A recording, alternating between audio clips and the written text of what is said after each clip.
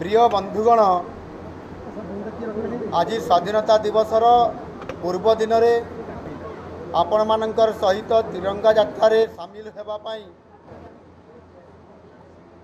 एवं यह हूँ मो पाई गोटे गर्व और गौरवर विषय। घरे घरे तिरंगा अभियान आम समस्त को देश प्रेमर सूत्र बांधी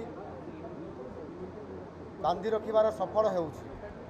जातीय पताका आम देश तथा प्रत्येक देशवासी बहु सम्मान और गौरव बहन करिथाए। यह हूँ आम देशर प्रतीक। आम जातीय पताका तिरंगा तिरंगार तीन रंग आमको श्रद्धा और सौहार्द्यर आदर्श अनुप्राणित करिथाए। आम जातीय पताका आमर संकल्प संघर्ष बलिदान और त्यागर प्रेरणादायी मुक साक्षी अटे। यह मध्य राष्ट्रीय एकता सहिष्णुता और बंधुत्वर प्रतीक अटे।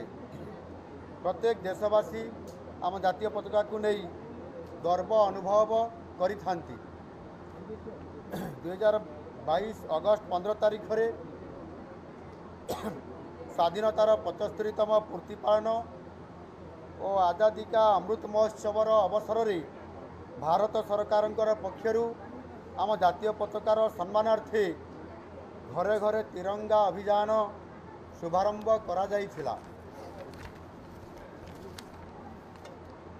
प्रतिवर्ष स्वाधीनता दिवस पालनर किछि दिन पूर्वर देशवासी मनरे जाति प्रेम को जागृत करने उद्देश्य रे घरे घरे तिरंगा अभियान आयोजित होइछि।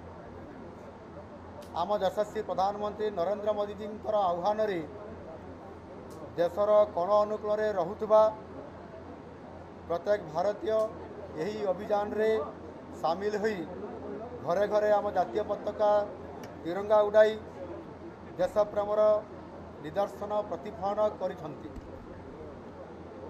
आजिर ऐतिह्य तिरंगा पदयात्रा आम समस्त को देश प्रेम बांधि रखा उद्बुद्ध करिछि। आमे समस्ते एकाठी हेले मिलिमिशि काम कले जीवन में सफलता हासिल करि पारिबा।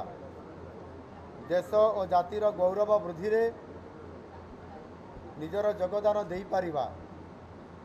आजिर आह्वान हेउछि आमे सबु भारतीय एकता सूत्र रे बांधी होई काम करि चलिबा। सबका साथ सबका विकास सबका विश्वास सबका प्रयास मंत्र दीक्षित होई देश पाई निजर अवदान रखिबा। भारत माता की जय। वंदे उत्कल जननी। धन्यवाद।